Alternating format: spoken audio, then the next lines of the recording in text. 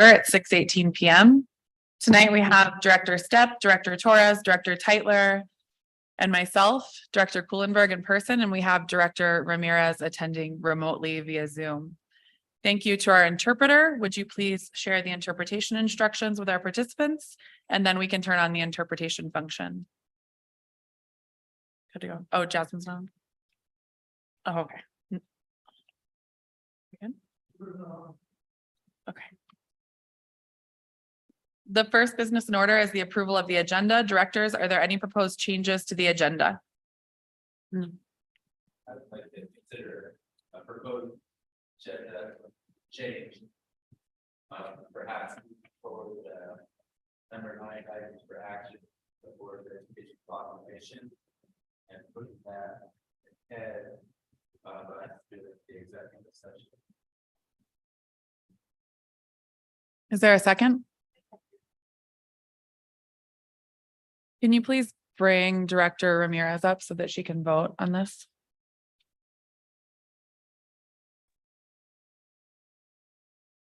So the motion pending is to change the agenda to move item 9.1 ahead of item 8.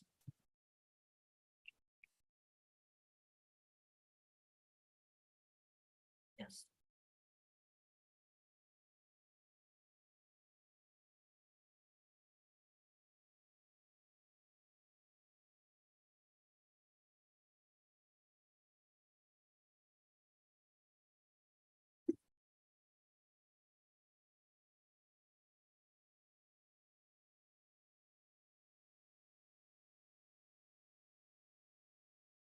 There's a reason for coming back in to do reports and appreciation. Just do all that. Yeah.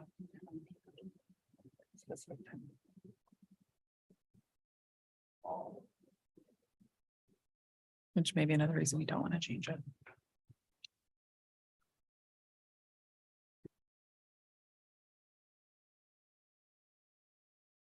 No.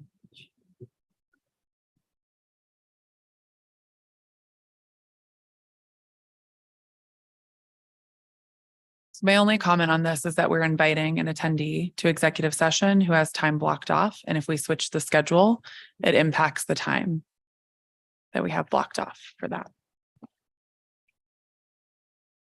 I'm in the meeting. I'm not sure when Director Ramirez speaks. She's gonna. Has she been promoted to panelist? Can you hear me? So again, the pending motion is to move item 9 ahead of item 8 on the agenda.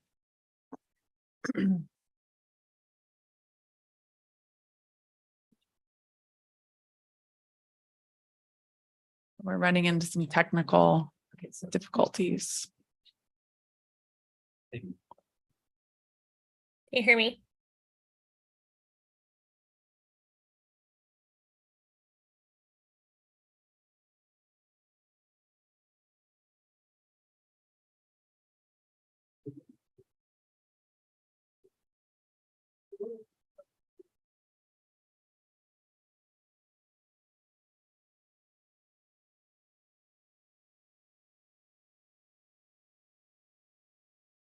Madam Chair, was there a second on that motion?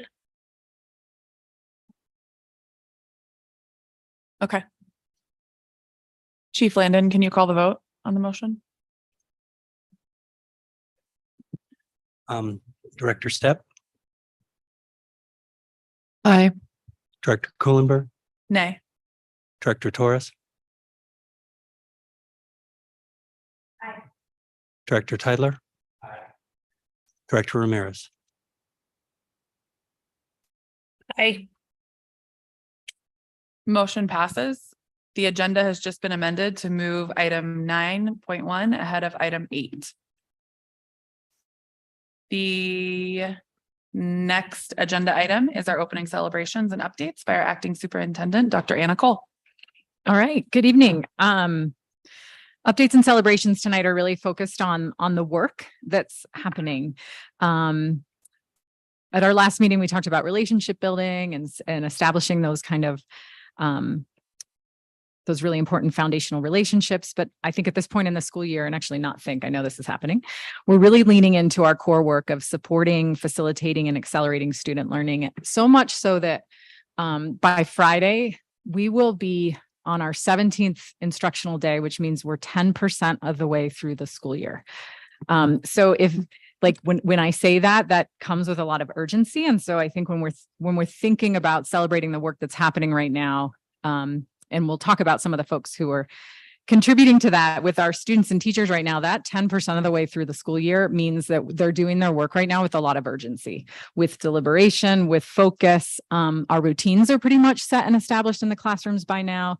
And we're really, kids and teachers are starting to lean in on really foundational skills, acquiring vocabulary, digging into big projects, leaning beyond the kind of refresher work in their math skills and starting to tackle new information. And so in terms of the work to celebrate right now is that our classrooms, our kids are really starting to dig in. Our school leaders, I think a lot of the things we've been talking about, really school leaders are starting to look at beginning of the school year trends and data. So they're looking at attendance data. We're trying to strengthen data consistency across the district around how we're recording attendance. And so we're able to start better looking at that data at this time in the year. We're targeting interventions around attendance and making sure that the support we're providing really meets the needs of families. We're doing a better job communicating expectations around attendance. And then our school leaders are already in the classrooms doing observations, doing coaching. And if you remember, one of our key strategies this year was to increase equity and student achievement. One of the levers there was high quality instruction. So our school leaders have been in classrooms, starting to do observations and coaching. That work is happening. Across our school teams, folks are really looking at initial screeners and assessments. Those things are in place now. We're starting to kind of, where are our kids at? What do we need to do?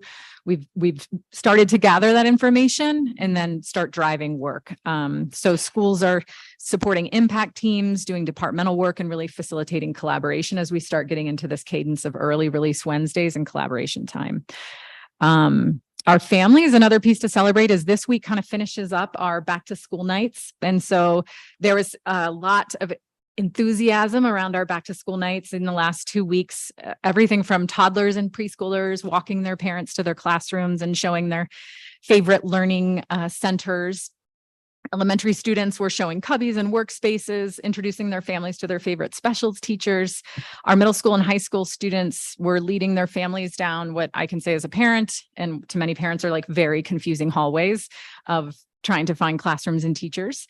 And families have really started building in those connections to each other, to staff, to school leaders, and then to partners. Families are also now, like, we've probably settled into bedtimes, gotten over the summer slump of looseness. They're helping with homework, they're filling out permission slips, they're helping kids pack bags and really getting into routine. So we're in it, like we're now, school has started, the work has begun. At the district office, today was our first district early release Wednesday. So the district protects time to have collaboration across schools. And so that's when different teams like our counseling, our specials teams, our CLDE department, our special education department pool teams from across the district together. So that happened today. Additionally, at the district office, we're digging into more of the CMAS and PSAT data, looking at the school and district performance frameworks, looking at the implications, looking at how that data refines our plans and tightens our goals. We'll have more information for all of you on those performance frameworks at the September 28th meeting. So our leadership council will pull all the principals together and leaders tomorrow to really dig into that data. So you'll get more information, the community will get more information at the next board meeting. And then just in general news and celebrations, we are delighted to welcome Dustin Gehring, who's actually here tonight. Dustin, if you'll give a hello. Dustin is our new school safety and security coordinator. This is really around a strategic goal to really invest in comprehensive school safety. Dustin brings a ton of experience to this work. He's already met with all of our SROs, our chiefs of police, all of our school leaders. Really, he's trying to get a sense of, to really get to know the district, who our players are, where our pressure points are. And we really look forward to learning from Dustin and strengthening our school, our approach to safety and security.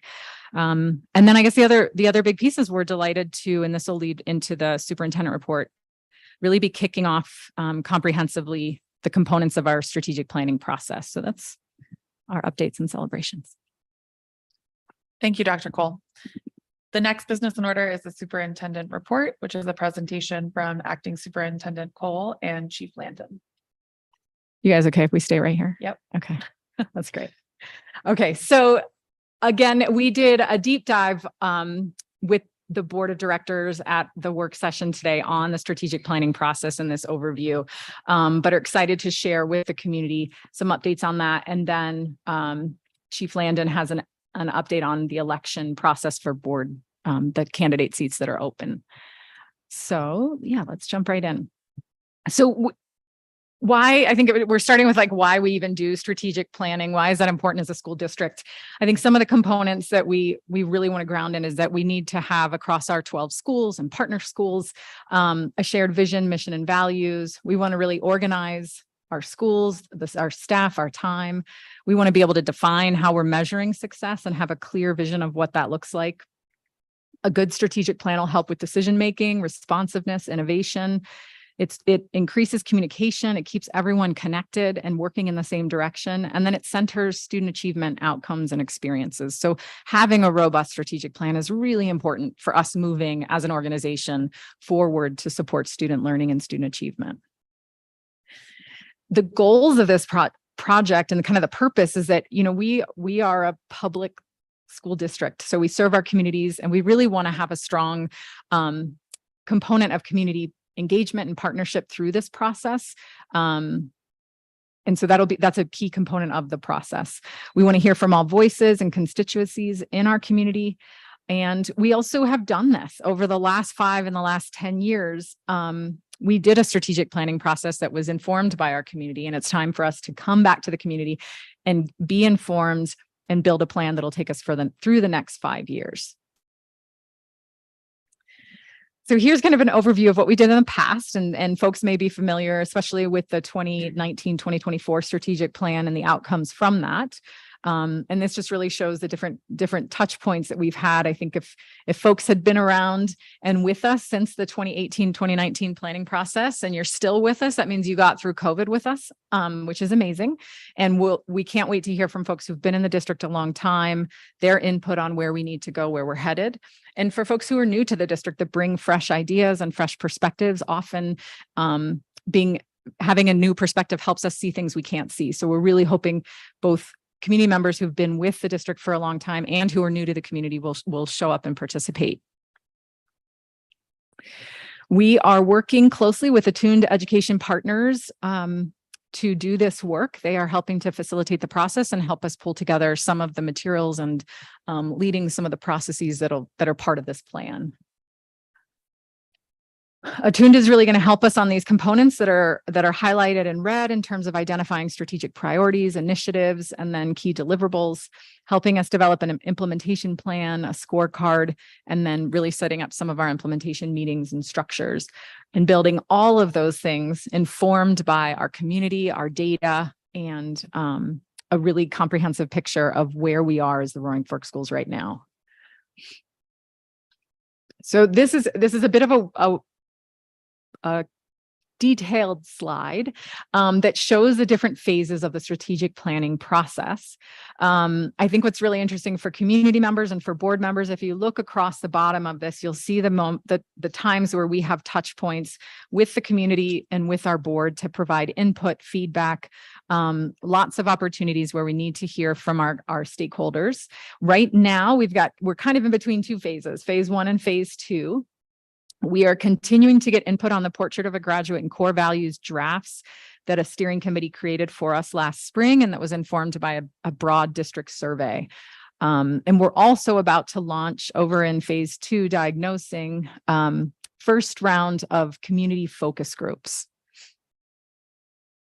And so you can see those kind of upcoming community engagement sections highlighted. Perfect. So this is these are the drafts of our core values. And I think if we go to the next slide, we'll see that they're all in draft format, the drafts of our portraits of a graduate. And you'll see there the feedback form that we're hoping folks will take a look at these posters. They're hanging in our schools, they're in our newsletters, they're on our website. If folks can get in there and tell us what they like, what they don't like, what resonates about these really foundational documents.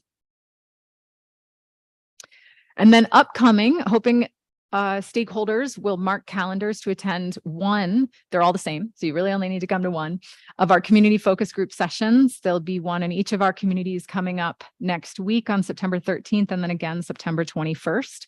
There'll be focus group sessions in English and Spanish to really get thoughts from stakeholders around the district's strengths, challenges, and priorities that will really inform the strategic planning process that follows.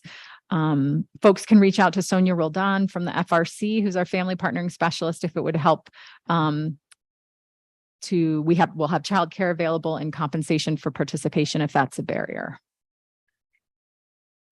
Additional information, because there's going to be a lot of work in the next couple of months on this. We'll keep the community updated as the work progresses through board meetings, our newsletters, our website, as the work progresses, and folks can reach out to Chief Landon as well for more information. Great. Thank you, Dr. Cole. Great to be with you all tonight. I'm going to give you an update on the elections. Pretty exciting news here. We have our candidates certified, verified, with all the signatures necessary. In District B, we have Betsy After and Alan Kokish. And in District C, we have Philip Bogart and Lindsay DeFreites. And then in District D, Jasmine Ramirez, current board member, running unopposed. And there's just a couple of notes that I would make about where we're at with the election. The final documentation is due to the 3 counties by the end of this week. So I'm in the process of finalizing the certified ballot content, both in English and in Spanish. I'm going to be submitting that tomorrow. And then essentially the documentation is complete. We then have a candidate forum scheduled for October the 3rd from 6 to 7 p.m. where we'll have a facilitated dialogue with the candidates and get to know them. And that was all I had on the election. Thank you, Dr. Cole. Thank you, Chief Landon. So we'll now move to 2 minutes for each board member to ask questions, and then we'll do 5 minutes of open discussion. This is on both topics. Is Director Ramirez available? We can start with her.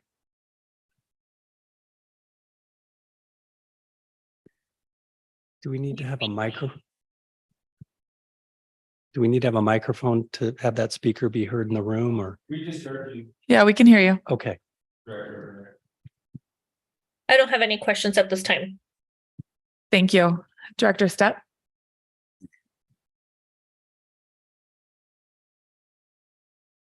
Just one question about the strategic planning process. Is Attune going to be working with the district through the whole implementation and like post, like they're in it for the not only creating it, but helping to implement it? Great question. Right now, our contract with Attune takes us through the phases that you saw through the kind of creation of that tool and the establishment of the kind of the implementation plan. But we haven't negotiated anything beyond that. But it's a possibility if needed. Maybe. We haven't asked them yet, but we definitely could. I could get more information on that from them. Thanks. Yeah. Director Torres. I just have a question for regarding the public input forum. Is that an opportunity for folks to provide questions ahead of time to be asked at that public forum, or is that going to be facilitated as a question for only those individuals that are attending? I can tackle that one. So that public forum will be co-hosted by the Roaring Fork School District and the Roaring Fork RFCEA. And so the questions will really be developed by our district and by RFCEA. So at this forum, we're not right now planning to collect questions from the community. But the public would be then given an opportunity. Another candidate forum where they can actually, I'm just thinking back to maybe, I know it was 4 years ago, but I recall that there was an opportunity for the public to ask questions of candidates. Our current structure for the October 3rd one is not like eliciting questions from the community for that forum. I am aware that I think KD&K is looking for questions from the community for a potential forum. I think there's other media groups that might do forums where they are kind of crowdsourcing questions. Like the chamber had one. Mhm. Exactly. I Mhm. think historically the Glenwood Chamber hosts one as well, where they source questions. Okay, I just wanted to make sure. If that particular hour of Monday. Okay. Thank you. Director Tyler? Thank you for your information. One question I have is on these community focus groups, it says to reach out if you're interested in compensation, childcare. That just sounds a little funny, and I don't know if you could just give a little more detail on the compensation part. Sure. We understand that for families to block, especially if you're working hourly, being paid hourly, to contribute an hour to provide input to develop a strategic plan for the district means you potentially are not working for that hour. And so we have the opportunity to offset that hour of investment through the district by paying people for their time to provide input. That would work through the FRC's kind of handling how that process works. Thank Thank you both for all of your work on all of this. I know that the election has been no small task for you, Chief Landon, jumping in and jumping straight into your role. And both of you for all of your work on the strategic planning process. I'm really excited by the strategic planning process, and I'm hopeful that we can get a lot of community involvement and engagement throughout it. And I just wanted to call out that I love that it highlights student progress and growth, because I think that that's something that as a board, we've been wanting there to be more of a focus on. So no specific questions. I really appreciated doing the deep dive in the work session, and I'm excited for the work that Attuned is proposing and that we're going to get through this fall and winter. So thank you both. We will now move into 5 minutes of open board discussion. So board members can ask questions, discuss amongst ourselves or with Chief Landon and Dr. Cole. I just want to bring up that in our work session, we talked a lot about the outreach to the community to make sure we're getting representative comments and input into the strategic plan. And it sounds like we have a pretty comprehensive plan. So thank you for thinking about all these things. It's not easy, and we haven't been successful in the past at doing that. So hopefully this time will be different. I just thought of one other thing that I wanted to highlight, just if anyone out there is watching this. We did, as a board, host a board candidate academy a couple of weeks ago. That was a bit of a deep dive into what it means to be a board member. Two candidates are here. They were also here for that. But for the other candidates that are on the ballot, that is available on our website, I believe. So it might be a good thing to go back and watch. you. Just to piggyback on that. Betsy, thank you for being getting through getting the topic for me. That's great. Thank you. Anything else on this? Director Ramirez, do you have anything? I just have a question. Is the forum happening after or before the RFCA announces who they are endorsing? My understanding is that it's happening before.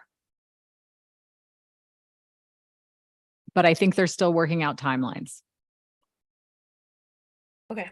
I think that would probably be good for us to clarify before we have that forum. Yes. Okay. I would agree with that. Director Ramirez, I think it's interesting to think that if they are going to endorse somebody and they're making the questions for the forum, that they would endorse somebody and then make the question for that geared towards who they're endorsing. So I would like to say on record that I think that endorsement should not come prior to any type of forum. Yeah, I would agree with that. I think that in order for the questions to be unbiased and not to give any particular candidate an unfair advantage, if RFCA is involved with drafting questions, that they should push their endorsements until after the forum. I'll be sure to share that recommendation. Anything else? Okay. The next business in order is public comment. So at this time, we would welcome members of the public who have signed up to address the board. There are no speakers signed up tonight. The board typically allots 45 minutes for public comments. Members of the public who wish to share their views with the board may always do so in writing at any time. For this evening's public comment, we also received 0 written comments.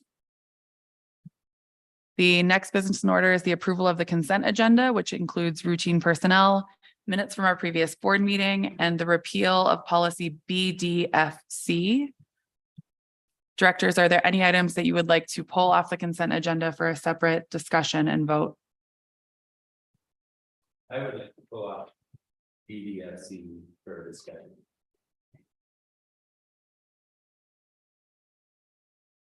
So we will now vote on the consent agenda, which will include routine personnel, minutes from our previous board meeting, but we will pull policy BDFC. Chief Landon, can you call to vote? Yeah. Aye. Director Kuhlenberg, Aye. Director Torres. Director Teitler, Aye. Director Ramirez. Aye. Motion passes. The next business in order will be policy BDFC, which is on repeal. This is a policy related to the Colorado preschool program. Director Teitler, we'll start with you. I just wanted to ask a question about it. I realize now with the preschool and that was my understanding of why we're pulling that, and that's no longer going to be in our policy, but I'm just curious of how the new. Director Teitler, sorry, we just got a message that your mic and Director Torres's mics are not on. Then on Zoom, they can't hear you. Okay. Again.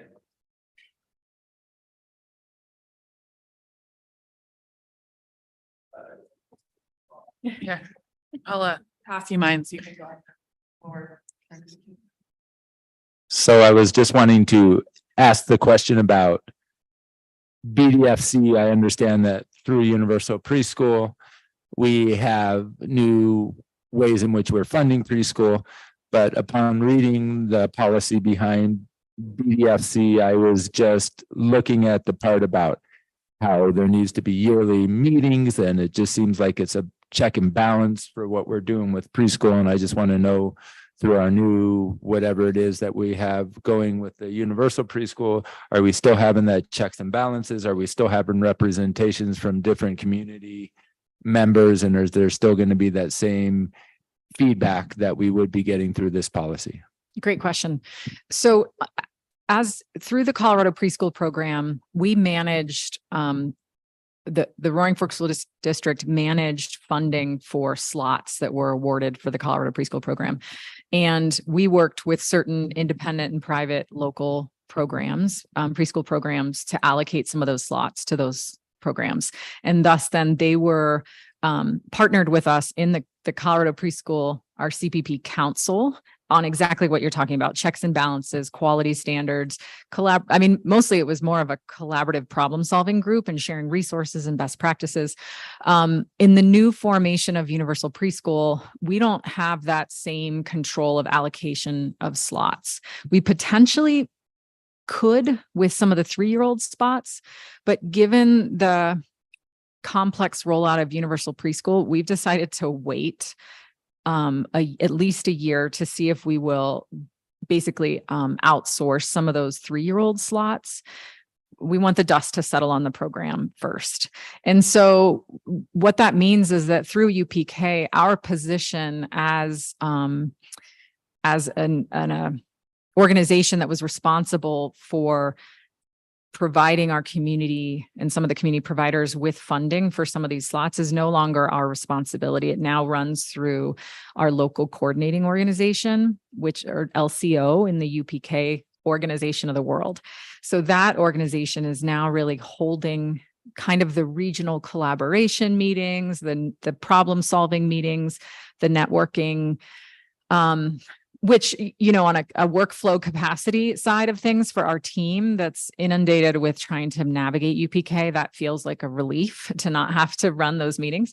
I think on the other hand, through our team's leadership, those meetings were really, really meaningful. We visited sites, we really collaborated. We feel, you know, I'm wearing my hat that as student and family services supporting our early childhood team, we really feel like a big sister to all the early childhood programs in the Valley. And so we also feel a great loss of having that meeting. And so I think that, you know, there's a lot of right now preschool coalitions and groups trying to provide support. And so we're just kind of watching and waiting and trying to see if the need for us as the Roaring Fork Schools and a leader in early childhood education to hold that space regionally is still there. And then potentially look at ways we could support in a similar way. But yes, given the structure of UPK, we no longer have that obligation on quality. It's run through someone else. Okay, thank you. Yeah. Director Ramirez, do you have any comments? Not at this time. Thank you. Director Stepp? So by repealing this, our preschool council, the way it existed, goes away. Is this something that in the future we could unrepeal and bring it back, or Maybe, depending on the need? we could. Yeah. I mean, I think that's where we're feeling like we want to watch and wait and see how our LCO steps up to hold this space of support and collaboration, how some of our regional networks might step up in this space. I think we're paying attention to the dynamics with the role of the CDE in early childhood. So I don't know, you know, and I don't know if it would become something that our early childhood program just does as a community, you know, an opportunity to support the community, knowing that all those kids, doesn't matter, you know, most of them are going to be our kindergartners anyway. So we have there's a huge rationale for us to support early childhood in every iteration that it exists across the Valley. I don't know that we would go so far as to say it's a policy requirement that we would hold some sort of a council. I think we're kind of waiting to see how the dust settles on UPK and kind of some of the reorganization happening around early childhood. Thanks. Director Torres? I have none either. Does anyone else have any additional comments in 5 minutes of discussion? So I just wanted to ask one follow-up question. So before there was like a 6 meetings a year, there's still like imagining on the books meetings with UPK. Was the kids going to have the UPK meetings and what's going to happen? Those regularly scheduled or as needed? So our LCO hosts very regular meetings for all the providers that are in our region, both like an all providers meeting and then a school district specific meeting. So we are still attending these kind of coordinating organizational meetings. We're just not owning them anymore. And what is an LCO? A local coordinating organization that in the way UPK is delivered, the state identified, I want to say 35 local coordinating organizations that would hold and manage the allocation of universal preschool slots across a region, and then support those providers with quality, problem solving, access and outreach resources. And so we work with the Rocky Mountain Early Childhood Coalition as our LCO that we're a part of. And I think it covers this part of Eagle. I think it's Pitkin, Garfield. I think it gets into Lake, Summit counties. It's got a pretty big footprint. Thank you. Anything else on this? I would just like maybe on a future agenda item update on how it's going. Yes, I mean, absolutely. We are really, we're still working through enrollments and still helping families navigate UPK, but we'll absolutely be bringing you an update on. Because we're hearing the different launch. things on the Front Range. Sure. Yes. Yes. Yep. Thanks. I'm done. Chief Landon, can you please call a vote on the repeal of policy? What is it? BDFC. Director Stepp, Aye. Director Kuhlenberg, Aye. Director Torres, Director Teitler, Aye. Director Ramirez. Motion passes. The next business in order is a proclamation honoring Hispanic or Latinx Heritage Month. Do I have a motion?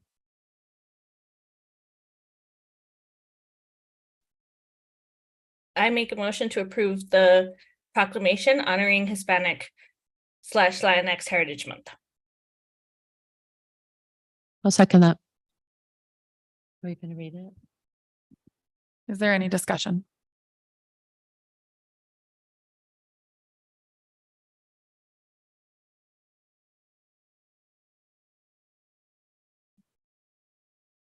I've- I just said- step, Yeah, after we approve it. Yeah, okay. Chief Land, oh, sorry.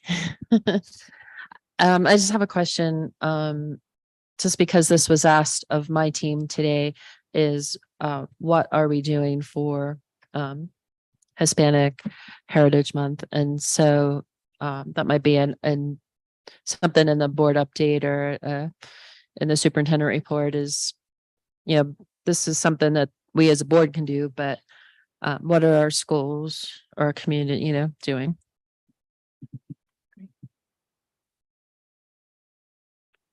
Director Torres, do you have anything? Director Teitler? Anything else? Director Ramirez? Nope, thank you. Chief Landon, can you please call the vote? Director Step. Aye. Director Kuhlenberg, Aye. Director Torres. Aye. Director Teitler, Aye. Director Ramirez. Aye. Motion passes. I'll now read the proclamation. Board of Education proclamation honoring Hispanic/Latinx Heritage Month. Whereas each year the United States observes National Hispanic Heritage Month commencing on September 15th and lasting through October 15th, we celebrate the culture, heritage, and countless contributions of the Hispanic or Latinx community to our country. And whereas we recognize that given the hardships and disparities faced by the Hispanic or Latinx community, this proclamation is only a small step of many that we need to take to be truly inclusive and supportive of our Hispanic and Latinx students and their families. And whereas 56% of students enrolled in the Roaring Fork School District are Hispanic or Latinx, and Spanish is the second most commonly spoken home language in the district. And whereas we believe our diversity is a strength, where our students' diverse ethnicities and cultures create rich educational and cultural experiences for the entire school community. And whereas we remain committed to serving, inspiring, and promoting student success while improving student equity and access to high-quality education.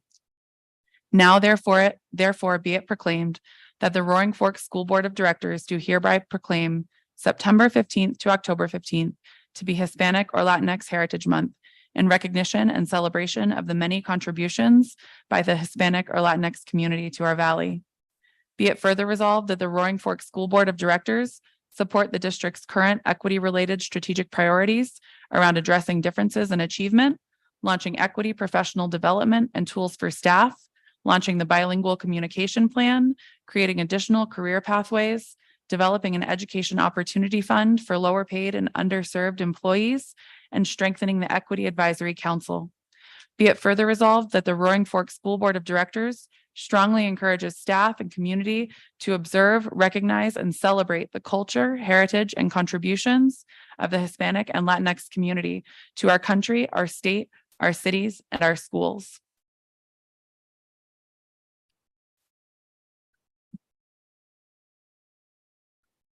The next business in order is an executive session inviting Brent Case pursuant to Colorado Revised Statute 24-64024B for the purpose of conferencing with an attorney for the local public body, specifically for the purpose of receiving legal advice on specific legal questions pertaining to the superintendent's contract. Is there a motion to enter executive session?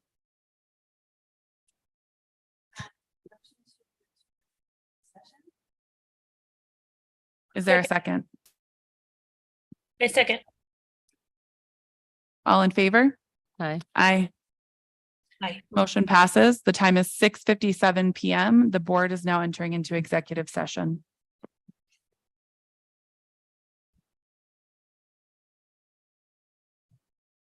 No.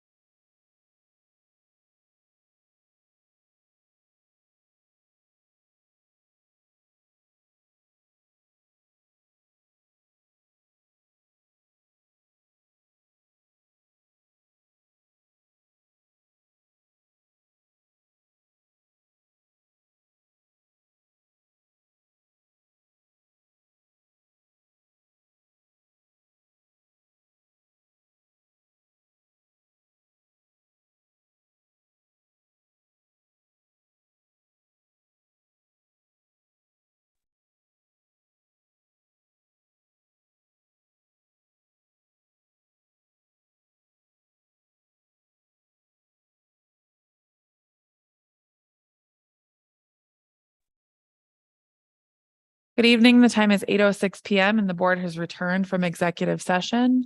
We have our counsel Brent Case on to make a statement.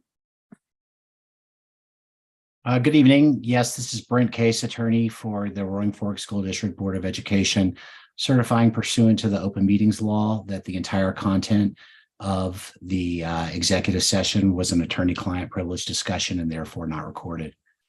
That's all. Good evening. Thank you. Our next business in order is board reports and comments. We'll start with Director Tytler. I have reports at this point. Director Stepp. We had a BOCES, Colorado River BOCES board meeting yesterday. Yeah, yesterday, which was the first one of the year. And we are with acting superintendent, Dr. Cole. We will be meeting with their executive director to try to implement an MOU. And so one thing to think about with the next board is who will be the representative on the Colorado River BOCES as the Roaring Fork School District rep. And because they will probably start with a retreat and a strategic planning process in January. So that person, and I can help get them up to speed as well. I think that's it. We would very much appreciate your help on that. Thanks a Director lot. Torres. Yes, I attended the Roaring Fork Schools Foundation board meeting last Thursday, August 31st. And there was much discussion about what that board composition looks like moving forward. It's not in the bylaws that requires a school district board member or staff superintendent designee to sit on that board. However, for ongoing partnerships and collaboration, there's discussions on how we perhaps more either work sessions or presentations from not just the Roaring Fork Schools Foundation, but also the Basalt Schools Foundation and Aspen School, other foundations that are in a position in which to provide opportunities for the school district to continue in collaborating and what that looks like moving forward. It doesn't necessarily need to have a board membership, but rather an ongoing partnership. And we had discussed what does that look like from evaluating partnerships looking forward. Whether there's another board member in the future that says, I'll continue as a community member to sit after my tenure as a board member. But I thought that was an important discussion to present to this board that says there's a lot of opportunity in which the Roaring Fork Schools Foundation could go that it hasn't necessarily done before. In the past, it's operated much like it's a pass-through for pre-collegiate and for the Family Resource Center. So there's, I think, some potential to see what could be in the future if that's given the opportunity to really embrace what a foundation could bring to teachers, school districts, community, much like the Two Rivers Foundation has done for the community. So I'd love to present that as a work session or agenda option in the future. But I think there was some great discussion that took place that could be beneficial. So stay tuned for more. Excellent. Thank you. Director Ramirez. I just wanted to thank all of the task force members who worked diligently to help us with our information session that we just hosted last week. I just also wanted to add to Director Torres's comments about the foundation. I personally don't know that I would feel comfortable with the Roaring Fork Schools Foundation to hold our district name and not be tied to us, especially since we funnel some of that money into direct programs that serve our students and live in our district. So I think that would be very imperative for us to have a work session so that we can clarify how that foundation works and what that looks like in regards to board representation and superintendent leadership or representation, especially when those programs are directly in relation to the district building and to our district students. And I just also wanted to echo that I think, you know, for us going into our second week of school, I think it's just wanted to make sure that, you know, everybody that is just working hard, and it feels like we're back into the swing, like Dr. Cole said earlier today. And I think that's been it's felt really good for all of us, especially as board members, that we're back into the groove of district business. Thank you. I don't have any reports or comments at this time either. So we will now move on to our final agenda item, which is appreciations. We'll start with Director Torres. Oh, your mic's still not working. Oh, thank you. Well, I would echo the comments that Jasmine or Director Ramirez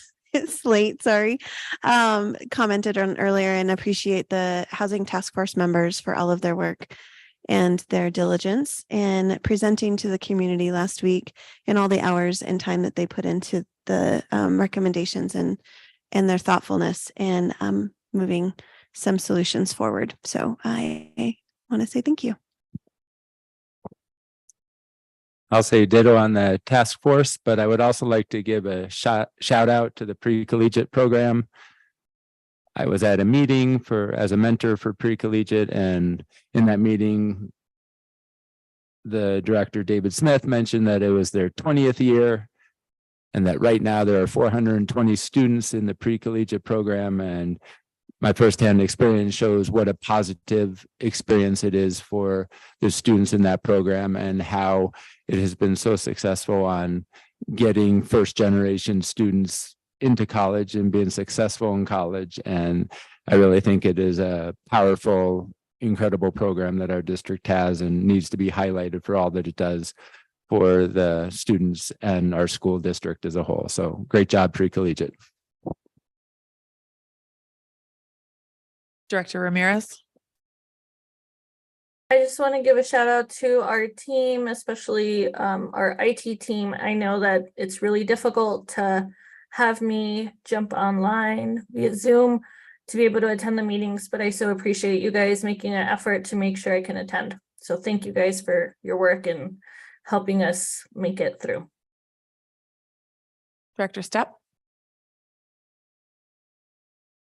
I want to thank the candidates who have stepped forward to run, and for Jonathan to organize all that, for Chief Cole in stepping up in a big way, but everybody on the team for just kind of marching along and doing what needs to be done. And I think a special shout out to the transportation department, because I know we're still shorthanded in bus drivers, and that's like a 16-sided Rubik's Cube that they need to figure out, and they're figuring it out. And so, yeah, just great job.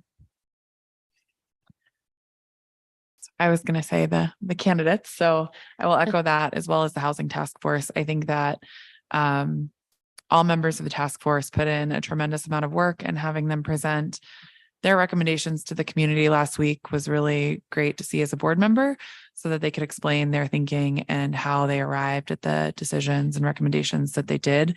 I wanted to also specifically thank Cruz Haro for the work that he's done the last couple of weeks, getting our board meetings back up and live as he's transitioned to a different department.